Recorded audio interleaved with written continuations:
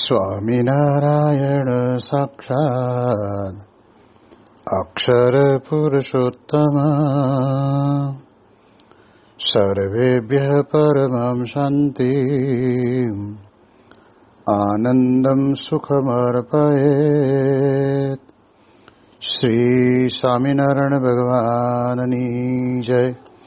શ્રી અક્ષર પુરુષોત્તમ મહારાજની જય. શ્રી ગુણાતીતાનંદ સ્વામી મહારાજની જય. શ્રી પ્રમુખ સ્વામી મહારાજની જય. શ્રી મહંત સ્વામી મહારાજની જય. નંદ મહોત્સવની જય.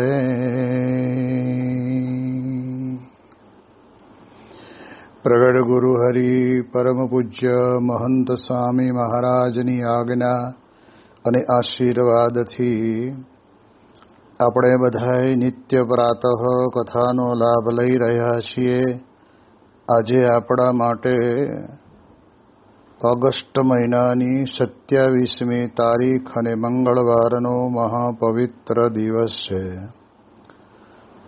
અને 1351મી સભા થાય છે. અને કહત હૈ સહજાનંદ વિષય ઉપર 1002મી સભા થાય છે. આજે આપણે શ્રાવણ વદી 9મી એટલે શ્રીમદ ભાગવતને વિશે જે ભગવાનના ચરિત્રોનું વર્ણન કર્યું છે એમાં રાત્રિના સમયની અંદર શ્રાવણવદી અષ્ટમીને દિવસે પરબ્રહ્મ પરમાત્મા કૃષ્ણ ભગવાન પોતે આ લોકોની અંદર પ્રગટ થયા અને એનો વધામણીનો આનંદ અને ઉત્સવ. તો જ્યારે સવારે બધાને ખબર પડી કે નંદ બાબાને ત્યાં આગળ આ પ્રમાણે લાલાનું પ્રાગટ્ય થયું છે, પણ આ લાલો લોક જગતની અંદર લોકોને ઘરે જન્મતા બાળક જેવો બાળક નથી, પરંતુ સ્વયં લીલા પુરુષોત્તમ ભગવાન પ્રગટ્યા છે. એટલે આખા ગોકુળ અને વૃંદાવનને વિશે રહેનારા ગોપ ગોવાળો ગોપીઓ બધા જ નંદ બાબાને ત્યાં આગળ નંદ મહોત્સવ ઉજવવા માટે કહેતા કૃષ્ણ ભગવાનના પ્રાગટ્યનો ઉત્સવ ઉજવવા માટે ભેગા થયા. આપણે ત્યાં ભારત વર્ષના ઇતિહાસની અંદર ઉત્સવોનું બહુ જ મોટો મહિમા લખેલો છે. ભગવાન પ્રગટ થાય ત્યારે પણ ઉત્સવ ઉજવાય. ભગવાનના જેને કહેવાય કે છઠ્ઠીના દિવસે પણ ઉત્સવ ઉજવાય. અને ભગવાનને જ્યારે પોતાના મસ્તક ઉપર રહેલા જે કેશ એને ઉતારવાનો મહાપવિત્ર દિવસ આવે ત્યારે પણ ઉત્સવ ઉજવાય. ભગવાનનું નામકરણ પર કરવામાં આવે ત્યારે પણ ઉત્સવ ઉજવાય. અને ભગવાન જે જે ચરિત્ર કરે એ ચરિત્રનો આજે પણ આપણા ભારત વર્ષની અંદર વૈષ્ણવ સંપ્રદાયમાં ખૂબ સારી રીતે આ બધા જ પ્રકારના ઉત્સવો ઉજવાય છે. એટલે એ દ્રષ્ટિએ કરીને ભગવાનના પ્રાગટ્યનો ઉત્સવ નંદ બાબાને ઘરે ઉજવાય એટલે નંદ મહોત્સવ કહેવાય. જે નંદ બાબાને ત્યાં આગળ પરબ્રહ્મ પુરુષોત્તમ પ્રગટ થયા છે અને એના પ્રાગટ્યના કારણે કરીને ભાગવતકાર પોતે લખે છે કે સર્વત્ર પ્રકૃતિ ખીલી ઉઠી છે. નદીઓના જળ પણ ઉપર આવવા લાગ્યા છે. મેઘલી રાતની અંદર પડેલા વરસાદના કારણે કરીને પણ શીતળ વાતાવરણ ચારે બાજુ રૂપ ફેલાઈ ગયું છે. તથા એની સાથે સાથે જોઈએ તો ભાગવતકાર નોંધે છે કે ઋષિ મુનિઓના આશ્રમની અંદર રહેલા જે યજ્ઞ કુંડ નિસ્તેજ હતા, કહેતા હતા પ્રજ્વલિત નહોતા, એવા યજ્ઞ કુંડોની અંદર પણ ભગવાનના પ્રાગટ્યના કારણે કરીને ત્યાં આગળ યજ્ઞની અંદર પણ અગ્નિદેવ પોતે પ્રગટ થયા છે અને ઋષિ મુનિઓ ભગવાનના પ્રાગટ્યના કારણે કરીને યજ્ઞનારાયણને આહુતિ પણ આપે છે. વેદોના મંત્ર પણ ત્યાં આગળ બોલાય છે. આ પ્રમાણે ભગવાનના પ્રાગટ્યના કારણે કરીને બગીચાઓની અંદર રહેલા જુદી જુદી પ્રકારના પુષ્પો એ ભગવાનને વધાવવા માટે તલપાપડ થયા હોય એમ પોતે ખીલી ઉઠ્યા છે અને કેમે કરીને અહીંથી અમને બધાને ચૂંટીને લઈને બાલ સ્વરૂપ ભગવાનની ઉપર અમારો અભિષેક કરવામાં આવે તો અમે પણ ધન્ય બની જઈએ. એટલે ભગવાન જ્યારે પ્રગટ થાય ત્યારે વાતાવરણ દિવ્ય બને છે. આપણે દ્રષ્ટાંત દ્વારા જોઈએ તો કહેવાય છે ને કે અંધકાર હોય પણ જ્યારે સૂર્યનારાયણ પોતે પ્રગટ થાય ત્યારે કેવો જબરજસ્ત લોકોના અંતરની અંદર આનંદ હોય છે. જેમ કહેવાય છે ને કે સવાર પડે ને પંખી જાગે કિલકિલ કરે તારું ગાન.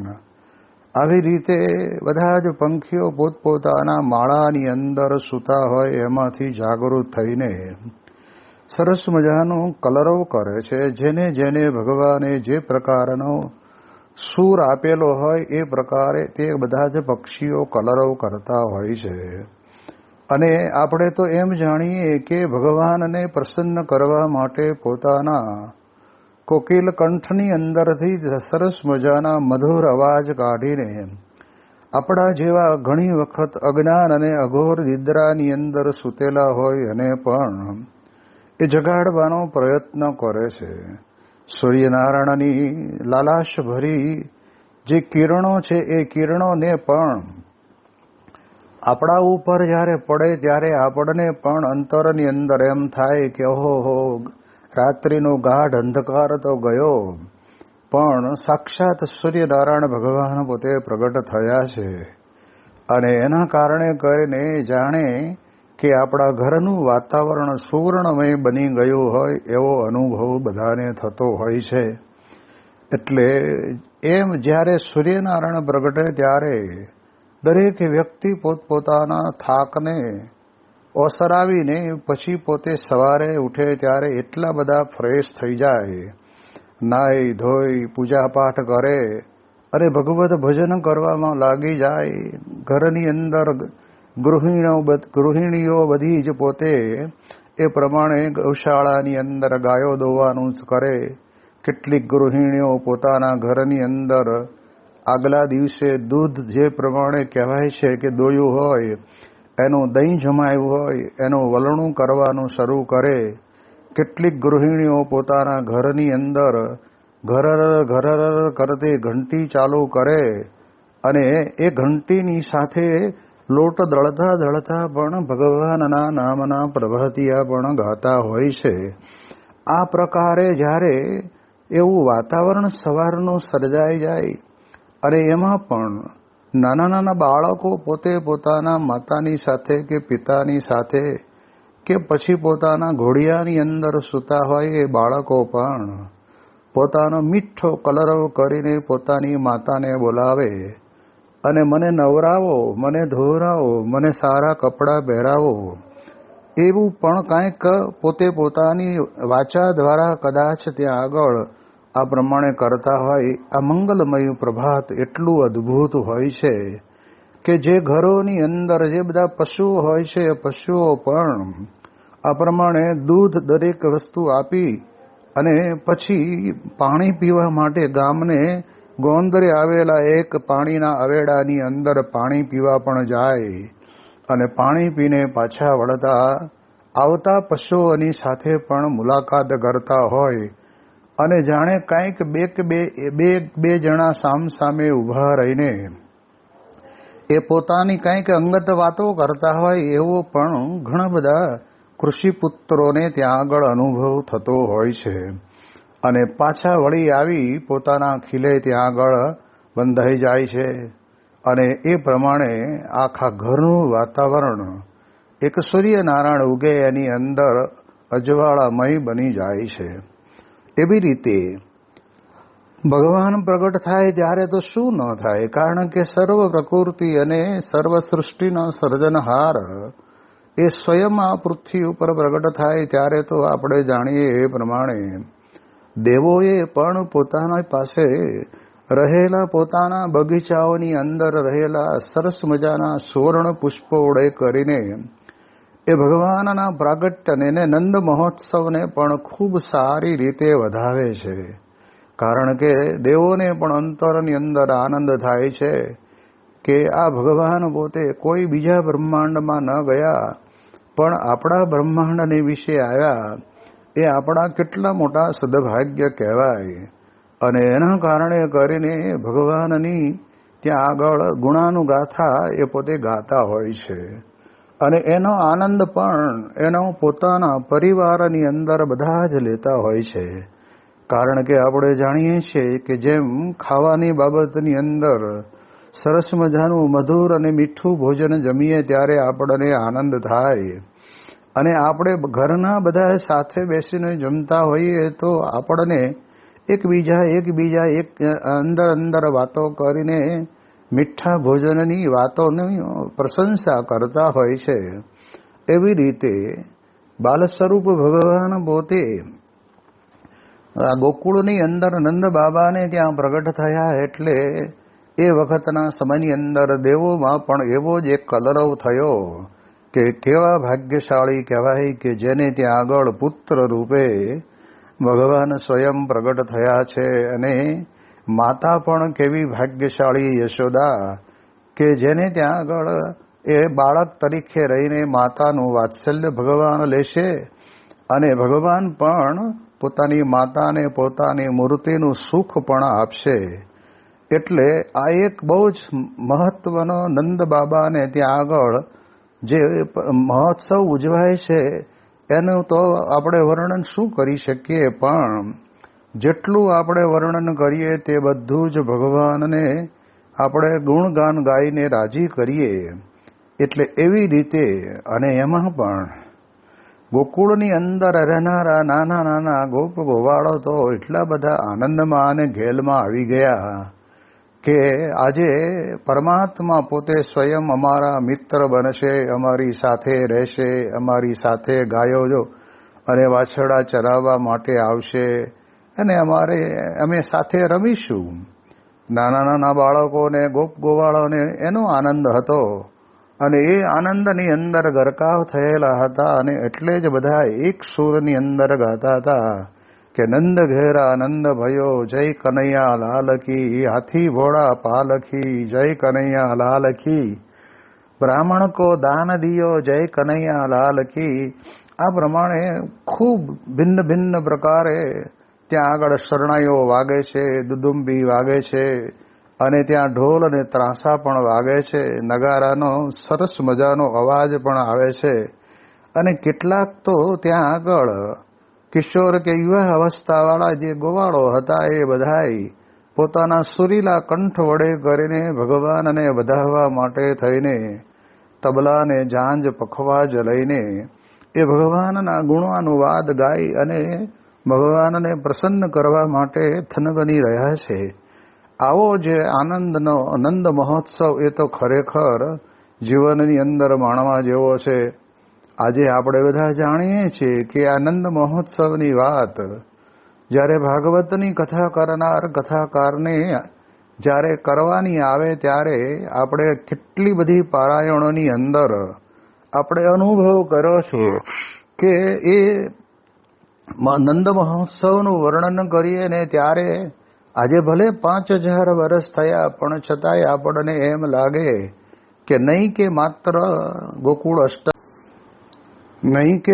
અષ્ટમીને દિવસે જ આ પ્રમાણે કહેવાય છે કે સર્વે લોકો પોતે પોતાના જીવનની અંદર આનંદ અનુભવે છે, પરંતુ આપણે જાણીએ એ પ્રમાણે અત્યારે પણ ભાગવતની જ્યાં જ્યાં કથાઓ થતી હોય છે ત્યાં ત્યાં આ પ્રમાણે ભગવાનનો પ્રત્યક્ષપણાનો આનંદ આપણને પ્રાપ્ત થાય છે.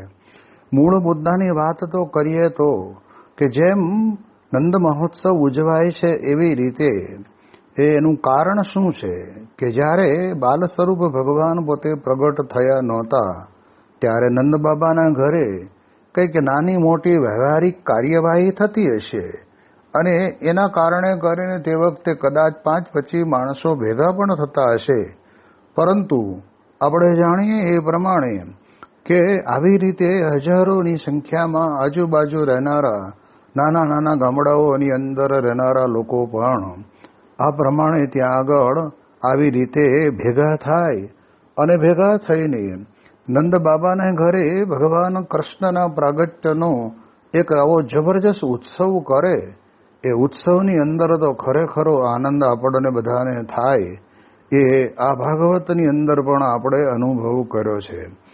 એટલે પ્રગટ ભગવાનનો પ્રાગટ્ય છે ને એ વ્યક્તિના અંતરની અંદર ખરેખર આનંદ આપી દે છે અને જીવ પ્રાણી માત્રને પણ સુખાકારી થઈ જાય છે કે આપણે પણ કેવા ભાગ્યશાળી કે જ્યારે આવા સમયની અંદર ભગવાન પ્રગટ્યા ત્યારે આપણું પણ આ લોકની અંદર જુદા જુદા દેહની અંદર કહેવાય છે કે આપણે આ પ્રમાણે જન્મ મળ્યો છે, પણ વાતાવરણ તો ભગવાન પ્રગટ થયા એનું છે ને. એટલે એના કારણે કરીને એ પોતે પોતાના જીવનની અંદર આ પ્રકારે આપણે જાણીએ એ પ્રમાણે એમને બધાને અંતરની અંદર આનંદ થતો. એટલે આના ઉપરથી પણ આપણને ખબર પડે કે ભગવાન વેદવ્યાસજી પણ પોતે પોતાના જીવનની અંદર અશાંત હતા, પણ નારદ મુનિ જેવા પવિત્ર સંતના કહેવાથી કહ્યું ને કે પ્રભુ તમે બધું જ કર્યું છે પણ પ્રગટના ગુણ ગાયા નથી ને, ત્યાં સુધી તમને તમારા જીવનની અંદર શાંતિનો અનુભવ નહીં થાય.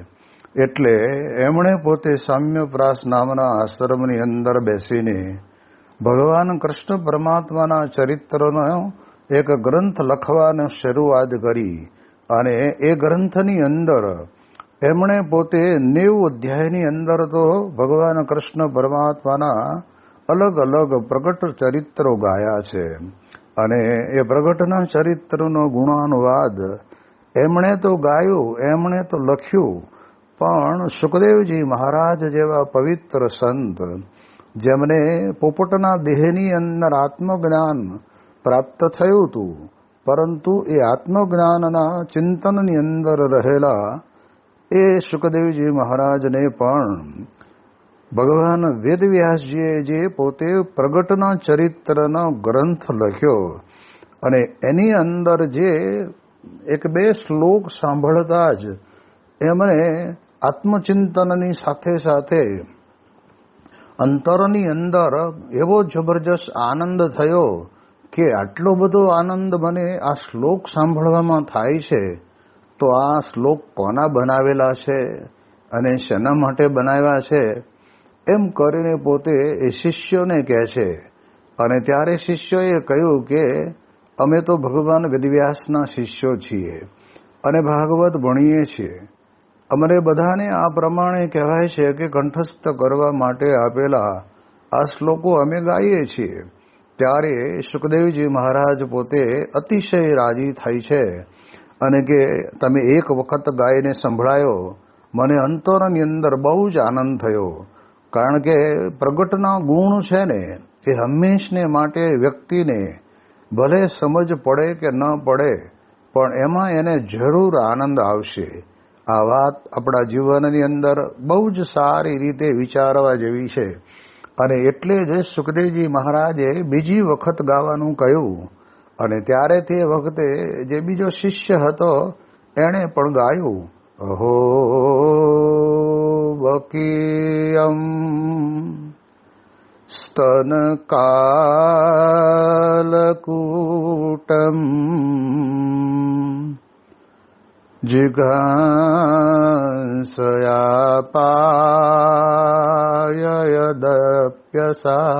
જિઘાંસયાપાયદપ્યસાધ્વી લેભે ગતિમ ધાતૃચ્યુતાં તતોન્વમ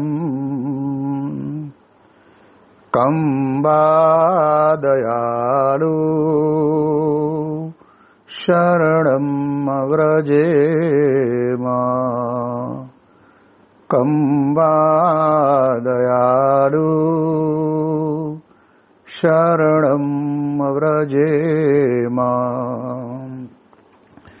તો કહે છે કે પૂતના જેવી પૂતના જ્યારે ભગવાનને મારવા આવી ત્યારે ભગવાને એનો મોક્ષ કર્યો યશોદા માતાની બરાબર.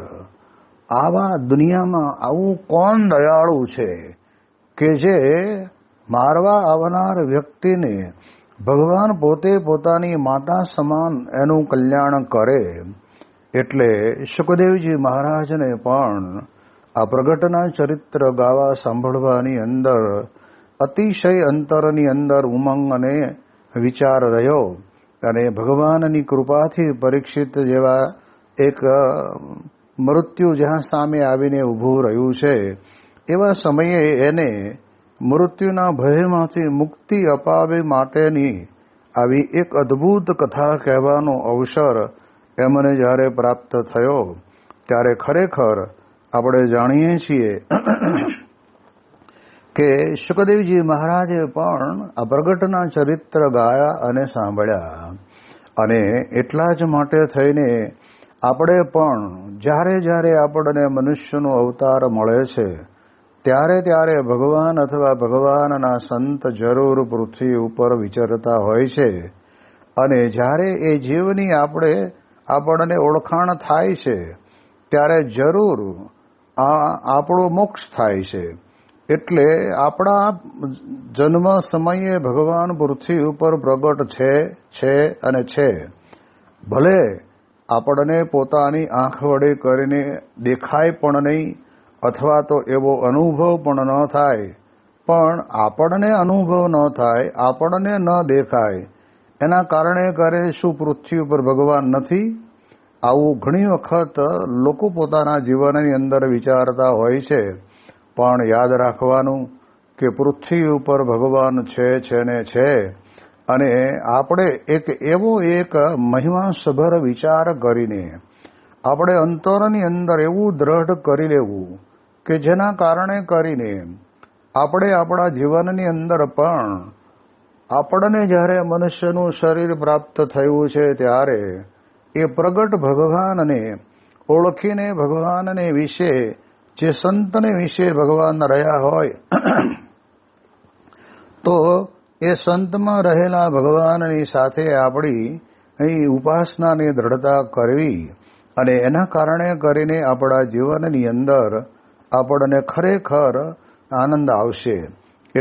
એટલા માટે મુદ્દો એ છે કે ગોકુળની અંદર નંદ મહોત્સવ ઉજવાયો એ તો આપણે સમજ્યા અને આપણે પણ આજે એના માટે જ આ ઉત્સવની સાથે સાથે વાત કરીએ છીએ કે જ્યાં સુધી આપણને પ્રગટ ભગવાન ન મળે ત્યાં સુધી આપણને એવો આનંદ પણ નહીં આવે.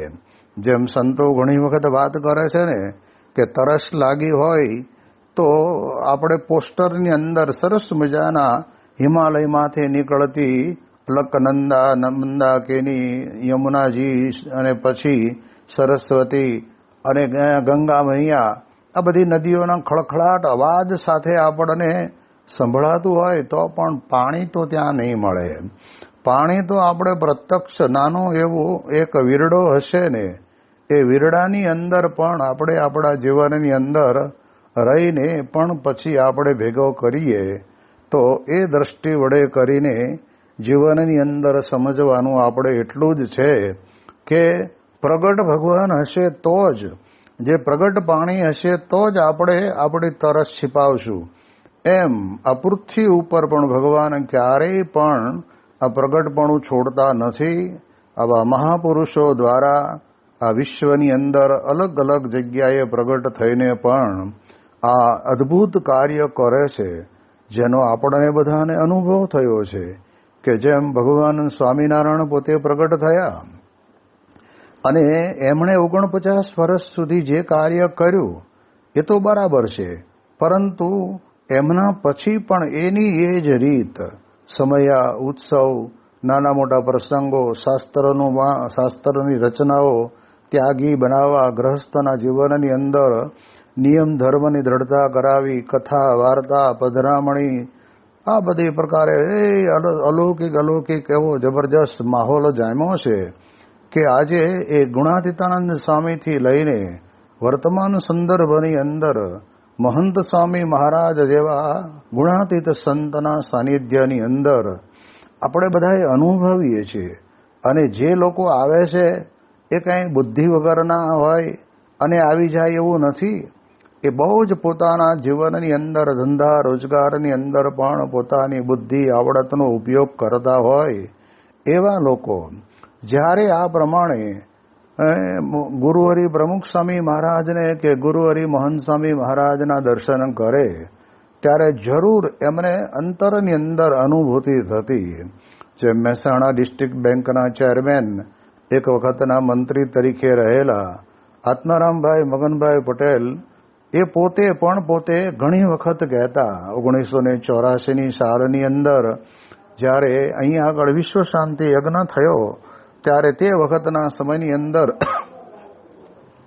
પહેલી જ વખત પ્રમુખ સ્વામી મહારાજના દર્શન કર્યા અને એનાથી અમને અનુભૂતિ થઈ કે આ સંત આ લોકની અંદર આપણે જે કંઈ સંતો જોઈએ છે એના કરતાં કાંઈક જુદા છે.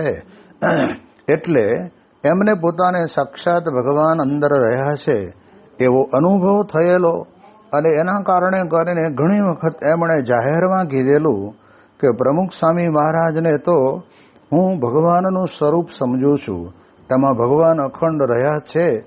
એ વાતની અંતરની અંદર જબરજસ્ત એમને દ્રઢતા હતી. એટલે એના કારણે કરીને આપણે જાણીએ એ પ્રમાણે જેને જેને અનુભવ થાય એને ખબર પડે. એટલે એ દ્રષ્ટિએ કરીને આ પૃથ્વી ઉપરથી ભગવાન ક્યારેય જતા નથી. એટલે આપણા બધાના જીવનની અંદર વસ્ત્ર પણ પહેરવા હોય તો પ્રગટ જોઈએ, પછી ભોજન પણ પ્રગટ જોઈએ, પછી આરામ કરવો તો પલંગ પ્રગટ જોઈએ, જે કંઈ પગમાં બૂટ ચપ્પલ પહેરવા હોય તો એ પણ પ્રગટ અને પ્રત્યક્ષ જોઈએ. આ બધું આપણે પ્રગટ જોઈએ છીએ. એવી રીતે આપણા આત્યંતિક કલ્યાણ માટે પણ ભગવાન પૃથ્વી ઉપર પ્રગટ છે. અને એના જ કારણે કરીને આનંદ બાબાને ઘેરે જ્યારે પ્રગટ ભગવાન થયા અને બીજો દિવસ એટલે નંદ મહોત્સવ જ્યારે ઉજવાયો ત્યારે એ ગોકુળ વૃંદાવનના વાતાવરણની જબરજસ્ત અસર સમગ્ર ભારતભરની અંદર પડી હોય એમ આપણે અત્યારે પણ અનુભવીએ છીએ. અને એના કારણે કરીને આપણા જીવનની અંદર આપણને પરમ શાંતિ મળતી હોય છે. માટે આપણે બહુ જ ભાગ્યશાળી છીએ કે જ્યારે આપણને ભગવાને મનુષ્યનો અવતાર આપ્યો ત્યારે તે વખતના સમયની અંદર આપણે જાણીએ એ પ્રમાણે આપણને આવા પ્રગટ એકાંતિક સત્પુરુષ થકી ભગવાનનું પ્રાગટ્યપણું આપણને મળ્યું છે. અને એના કારણે કરીને આપણા જીવનની અંદર પણ આપણે એવા પ્રગટ એકાંતિક સંતની અંદર ભગવાન રહ્યા છે એને પણ આપણે અનુભવીએ છીએ.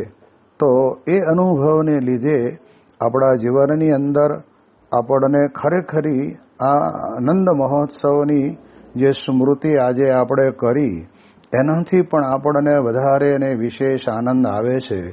એવો ને એવો આનંદ આપણને આપણા સમયની અંદર પણ મળતો રહે. પરંતુ ભગવાન સ્વામિનારાયણે પોતે પણ ભાગવત જેવા ગ્રંથની કથાઓ ઘણી વખત કરી છે, કરાવી છે. પરંતુ ભગવાન સ્વામિનારાયણે એ કથાઓની અંદરથી આપણને મુદ્દો આપ્યો છે કે સમજવાની વાત તો આટલી જ છે. જેમ મનોમય ચક્કરની ધારા કુંઠિત થાય ત્યાં નૈમિષારણ્ય ક્ષેત્ર જાણવું, એમ જ્યાં આગળ આપણા મનના તરંગો, મનના વિચારો એ બધાય બંધ થાય, આપણા સ્વાભાવિક દોષો ટળે, ત્યાં આગળ આપણા જીવનની અંદર આપણે પણ એ પ્રમાણે કહેવાય છે કે નૈમિષારણ્ય ક્ષેત્ર જે સમાન એ સત્પુરુષની આપણને પ્રાપ્તિ થઈ છે. તો એને વિશે આપણી વિશેષ દ્રઢતા રહે એ બહુ મહત્વની બાબત છે. એટલે ગઈકાલના દિવસની અંદર જન્માષ્ટમીના દિવ્ય ઉત્સવને ઉજવ્યા પછી ગોકુળને અંદર જે નંદ મહોત્સવ ઉજવાયો એની પણ આપણે એક નાની એવી કથા આજના દિવસે આપણે કરી છે. તો એનો પણ વિશેષ લાભ લઈએ અને જીવનની અંદર આપણે પણ એવું સ્વીકારીએ કે અત્યારે પણ આપણા માટે ભગવાન પૃથ્વી ઉપર પ્રગટ છે અને એ પ્રગટ ભગવાનને આશરે જઈને આપણે આપણું જીવનનું કલ્યાણ કરી લઈએ. એ પ્રકારની આપણને પણ બુદ્ધિ શક્તિ બળ મળે એ આજના નંદ મહોત્સવની અંદર ભગવાન સ્વામિનારાયણને અને ગુણાતીત ગુરુવર્યોના ચરણોની અંદર પ્રાર્થના કરીએ કે આપણે પણ આ પ્રમાણે પ્રગટના ચરિત્રની અંદર પરમ શાંતિનો અનુભવ કરીએ. એની વિશેષ વાતો આપણે આવતીકાલે કરીશું. શ્રી સ્વામિનારાયણ ભગવાનની જય.